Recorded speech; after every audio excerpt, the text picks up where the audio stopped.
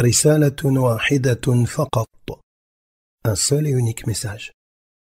Écrit par le docteur Naji ibn Ibrahim al-Arfaj. Dédicacé à ceux qui recherchent sincèrement la vérité et aux personnes douées de raison. Dans le vif du sujet. Après la création d'Adam et tout au long de l'histoire de l'humanité, un seul et même message originel fut transmis aux hommes. En vue de rappeler aux hommes ce message et de les ramener sur le droit chemin, le seul et unique vrai Dieu envoya des prophètes et des messagers tels que Adam, Noé, Abraham, Moïse, Jésus et Mohammed. Que la paix et le salut soient sur eux tous, afin qu'ils transmettent un seul et même message qui est « Le vrai Dieu est unique. Adorez-le donc. Lui seul. » Le Dieu unique, le vrai, est le seul qui soit digne d'être adoré. Il a envoyé, afin de transmettre ce message, Noé qui a dit « Votre Dieu est un Dieu unique. Adorez-le donc, lui seul. » Abraham qui a dit « Votre Dieu est un Dieu unique. Adorez-le donc, lui seul. » Moïse qui a dit « Votre Dieu est un Dieu unique. Adorez-le donc, lui seul. » Jésus qui a dit « Votre Dieu est un Dieu unique. Adorez-le donc, lui seul. » Mohammed qui a dit « Votre Dieu est un Dieu unique. Adorez-le donc, lui seul. » Dieu a certes envoyé les messagers dotés d'une ferme résolution, ainsi que d'autres, dont nous connaissons certains, afin qu'ils s'acquittent de plusieurs missions. Parmi celles-ci, premièrement, recevoir la révélation divine, la transmettre à leurs peuples respectifs et à leurs adeptes. Deuxièmement, enseigner aux gens l'unicité divine, c'est-à-dire le fait de vouer le culte exclusivement à Dieu. Troisièmement, incarner le bon exemple par la parole et les actes, afin que les gens, dans leur cheminement vers Dieu, puissent les prendre comme modèles. Quatrièmement, orienter leurs adeptes vers la crainte de Dieu, son obéissance et le suivi de ses injonctions. Cinquièmement, enseigner à leurs adeptes les lois religieuses ainsi que les nobles caractères. Sixièmement, guider les personnes désobéissantes, les associateurs parmi les idolâtres et autres. Septièmement, informer les hommes qu'ils seront ressuscités après leur mort et qu'ils seront, au jour de la résurrection, jugés et rétribués en fonction de leurs actions. Quiconque aura cru en Dieu sans rien lui associer et aura œuvré avec vertu, aura pour récompense le paradis. Et quiconque aura associé qui ou quoi que ce soit à Dieu et lui aura désobéi, aura l'enfer pour refuge. Les prophètes et les messagers ont été créés et envoyés par un Dieu unique. L'univers et tout ce qu'il contient comme créature attestent de l'existence de Dieu, le Créateur, et témoignent de son unicité. Dieu est le créateur de l'univers et de tout ce qui s'y trouve comme êtres humains, bêtes et insectes. Il est le créateur de la mort, de la vie éphémère et de la vie éternelle. Les livres considérés comme saints par les Juifs, les chrétiens ou les musulmans attestent tous de l'existence de Dieu et de son unicité. Lorsque celui qui recherche objectivement la vérité étudie la notion de divinité et de pur monothéisme dans la Bible et dans le Coran, il est en capacité de distinguer les attributs spécifiques et singuliers qui appartiennent uniquement à Dieu et dans lesquels aucune prétendue divinité ne s'associe à lui. Voici certains de ces attributs. Premièrement, le véritable Dieu est le Créateur. Il n'est pas créé. Deuxièmement, le véritable Dieu est seul et unique. Il n'a pas d'associé, il n'a ni père ni enfant. Troisièmement, Dieu est au-dessus des représentations humaines. Ici-bas, il ne peut être vu. Quatrièmement, Dieu est éternel. Il ne meurt pas, il ne s'incarne pas dans ses créatures ni ne prend leur forme. Cinquièmement, Dieu est autosuffisant et transcendant. Il se passe de sa création. Il n'a ni père, ni mère, ni épouse, ni enfant. Il n'a ni besoin de nourriture, ni de boisson, ni de l'aide de qui que ce soit. En revanche, les créatures que Dieu a créées ont besoin de lui. Sixièmement, Dieu se singularise par des attributs sublimes, parfaits et beaux dans lesquels rien ni personne ne s'associe à lui. Rien, par conséquent, ne lui ressemble. Il nous est possible d'utiliser ces caractéristiques et attributs ainsi que d'autres attributs par lesquels Dieu se caractérise de manière exclusive afin d'examiner et de réfuter toute autre prétendue divinité. Maintenant, permettez-moi de revenir au sujet de notre recherche évoquée ci-dessus. un seul et unique message, en mentionnant certains passages des Saintes Écritures et du noble Coran qui confirment la divinité unique de Dieu. Mais avant cela, j'aimerais vous faire part d'une idée. Certains chrétiens doivent certainement s'étonner et se dire « Il est clair que Dieu est unique. Nous-mêmes, nous croyons en un Dieu unique. Par conséquent, pourquoi un tel sujet ?»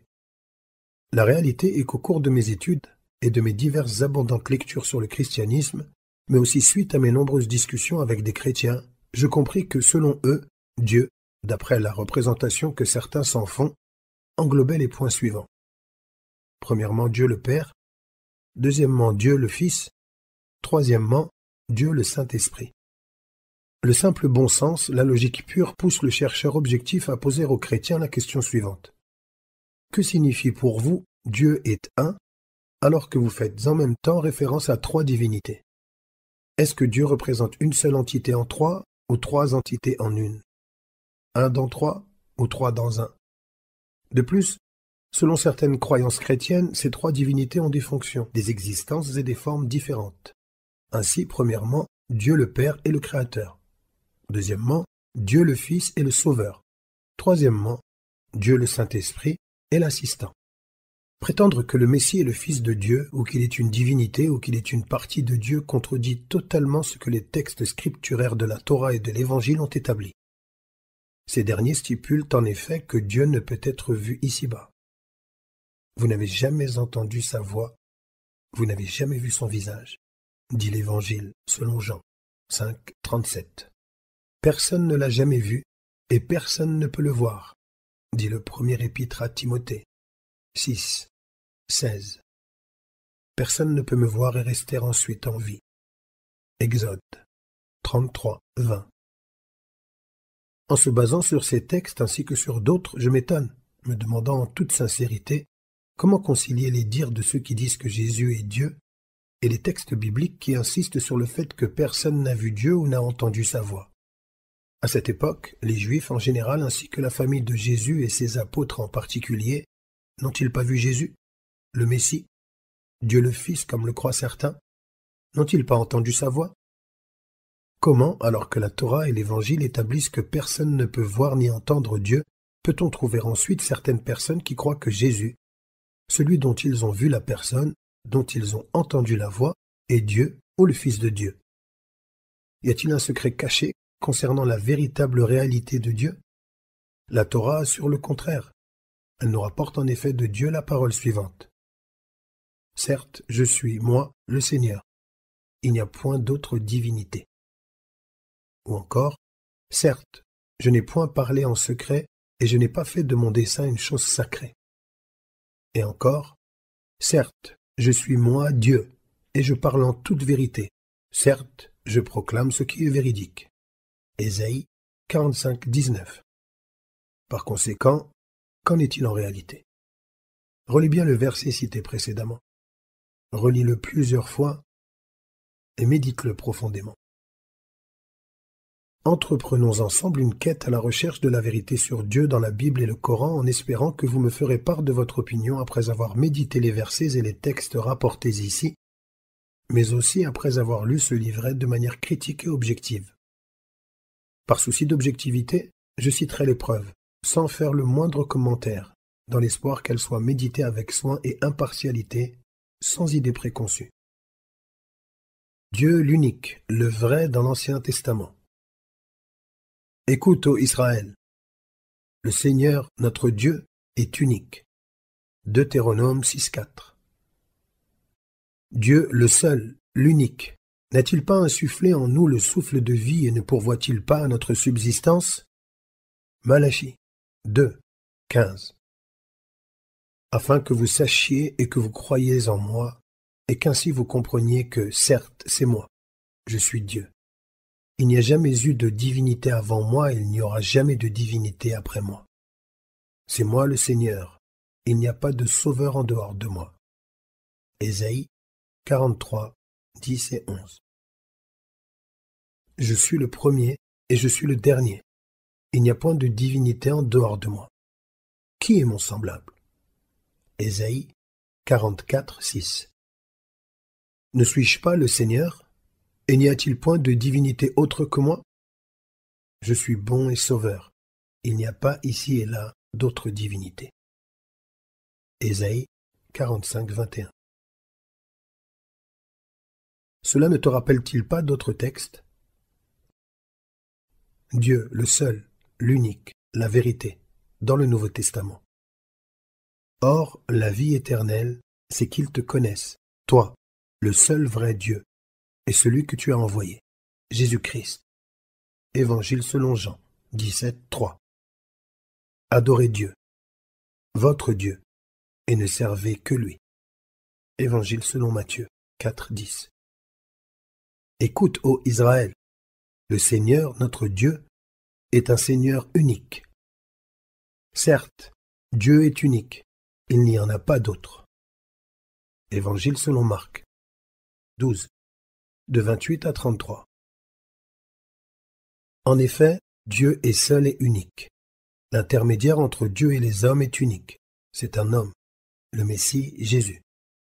Première épître de saint Paul à Timothée 2, 5.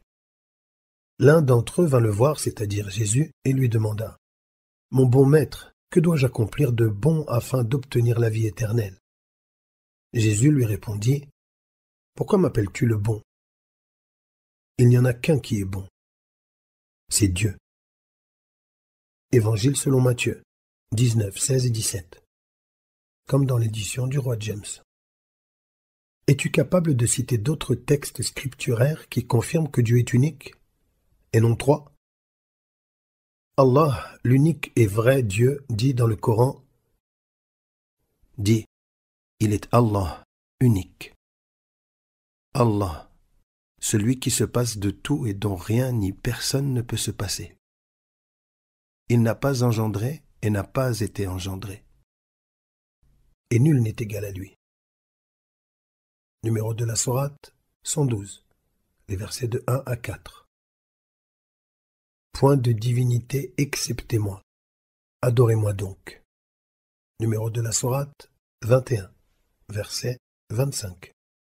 Certes, on mécru ceux qui ont dit « En vérité, Allah est le troisième de trois », alors qu'il n'y a de divinité qu'une seule divinité. Et s'ils ne cessent de le dire, alors certes, un châtiment douloureux touchera ceux qui ont mécru parmi eux. Numéro de la sourate 5, verset 73. Certes, votre Dieu est unique. Numéro de la sourate 37, verset 4. Y a-t-il donc une divinité avec Allah ? Dis, apportez votre preuve si vous êtes véridique. Numéro de la sourate 27, verset 64. En réalité, ce message, l'unicité divine d'Allah, est le sujet fondamental contenu dans le noble Coran. Conclusion. Ces textes, ainsi que des centaines d'autres preuves issues de la Bible et du noble Coran, insistent sans laisser place au doute sur le fait que Dieu est unique et qu'il n'y a aucune autre divinité. Il y a dans les Saintes Écritures « Écoute, ô Israël, le Seigneur, notre Dieu, est l'unique Seigneur. Dieu est assurément unique et il n'y en a pas d'autre. » Évangile selon Marc 12, de 8 à 33. Le noble Coran évoque ce sujet à travers sa parole. Dit, il est Allah, unique. Numéro de la sourate 112, verset 1. La Bible confirme non seulement que Dieu est unique, mais aussi le fait qu'il est l'unique créateur et sauveur, comme il a dit, afin que vous sachiez et que vous croyiez en moi et qu'ainsi vous compreniez que certes c'est moi, je suis Dieu. Il n'y a jamais eu de divinité avant moi, il n'y aura jamais de divinité après moi. C'est moi le Seigneur, et en dehors de moi, il n'y a point de sauveur. Ésaïe 43, 10 et 11. Ainsi donc, la parole concernant le caractère divin de Jésus, du Saint-Esprit ou de quoi que ce soit d'autre n'a aucun fondement. Ces derniers ne sont que des créatures de Dieu, ils n'ont aucun pouvoir. Ils ne sont ni des divinités, ni des manifestations de Dieu, ni une incarnation de lui ou une quelconque représentation. Rien ne lui est donc semblable, comme cela a été évoqué dans la Bible et le noble Coran. Et certes, Dieu s'est mis en colère contre le peuple juif lorsque dans leur égarement ces derniers prirent pour divinité un autre que lui. Il a dit: « Et la colère de l'Éternel s'enflamma contre Israël. » Les Nombres 3, 25. Et Moïse, que la paix soit sur lui, incendia leur veau d'or. En outre, un groupe de chrétiens monothéistes a été torturé et persécuté car ils avaient cru en l'unicité de Dieu et avaient rejeté le remplacement des enseignements monothéistes purs de Jésus, l'unicité divine d'Allah, tout en désapprouvant l'innovation de la notion de Trinité apportée par Paul et ses adeptes. En résumé, Dieu a envoyé Adam, Noé, Abraham, Moïse, Jésus, Mohammed ainsi que tous les autres prophètes et messagers, que la paix et les bénédictions d'Allah soient sur eux tous, afin d'appeler les hommes à la foi en Dieu et à lui vouer un culte exclusif et sincère, seul, sans associé et sans aucun égal. Gloire et pureté à lui. Ceci est leur unique message. Le vrai Dieu est unique. Adorez-le donc, lui seul. Étant donné que le message des prophètes et messagers est unique, leur religion l'est aussi. Par conséquent, quelle est la religion de ces prophètes et messagers? L'essence de leur message repose sur la notion de soumission à Dieu. D'ailleurs, cette parole exprime la signification du mot « el-Islam » et son acception dans la langue arabe. Le noble Coran a insisté sur le fait que l'islam est la véritable religion de l'ensemble des prophètes et messagers d'Allah. Il est aussi possible de poursuivre cette réalité coranique dans la Bible, car elle y est contenue. Nous poursuivrons cette réalité contenue dans la Bible dans le prochain livret, si Dieu le veut. Pour conclure, nous nous devons, afin d'obtenir le salut, d'accepter ce message en ayant foi en ce qu'il contient, mais aussi en étant véridique et sincère. Toutefois, cette œuvre ne suffit pas. Nous devons également croire en tous les prophètes de Dieu, ainsi qu'en tous ses messagers. Et cela inclut le fait de croire au prophète Mohammed, qu'Allah le couvre d'éloges et le préserve. Voilà le chemin qui mène à une vie éternelle de bonheur. Par conséquent, toi qui recherches sincèrement la vérité et qui souhaites le salut de ton âme, essaye de réfléchir à cela, maintenant, et avant qu'il ne soit trop tard. Avant la mort qui arrive à l'improviste. En effet, qui sait quand elle adviendra? Après avoir réfléchi et considéré attentivement avec intelligence et un cœur sincère ce sujet important et crucial, tu peux affirmer que Dieu est unique, sans associé, ni enfant. Tu peux croire en lui et l'adorer seul. Croire que Mohammed est un prophète et un messager au même titre que Noé, Abraham, Moïse et Jésus. À présent, tu peux, si tu le souhaites, prononcer ces mots. Ashhadu, j'atteste. En la ilaha, qu'il n'est de divinité digne d'adoration. Illallah, excepté Allah. Wa ashhadu, et j'atteste. Anna Muhammadan, que Muhammad, Rasulullah, est le messager d'Allah. Cette attestation de foi est le premier pas concret vers le chemin qui mène à la vie éternelle bienheureuse, et elle est la véritable clé qui ouvre les portes du paradis. Si tu décides d'emprunter ce chemin, tu peux demander de l'aide à un ami, à un voisin musulman, à la mosquée la plus proche, à un centre islamique, ou bien m'honorer en me contactant par téléphone ou par message. J'en serai ravi. Dis, ô mes serviteurs qui avez commis des excès à votre propre détriment. Ne désespérez pas de la miséricorde d'Allah. Certes, Allah pardonne assurément tous les péchés. En effet, c'est lui, le pardonneur, le très miséricordieux. Et revenez repentant à votre Seigneur, et soumettez-vous à lui, avant que ne vous vienne le châtiment, et alors vous ne serez point secourus. Et suivez la meilleure révélation qui vous est descendue de la part de votre Seigneur avant que le châtiment ne vous vienne de manière soudaine, sans que vous ne le pressentiez. Le noble Coran, numéro de la sourate 39, versets de 53 à 55. Il y a encore une chose, une dernière idée. Après avoir lu cette épître de manière consciencieuse et l'avoir méditée, il se peut que des personnes sincères et sérieuses se demandent « Où est la vérité? Où est l'erreur? Que faire ?» Je discuterai de ces questions ainsi que d'autres dans mes prochains ouvrages, si Dieu le veut. Toute correction est la bienvenue.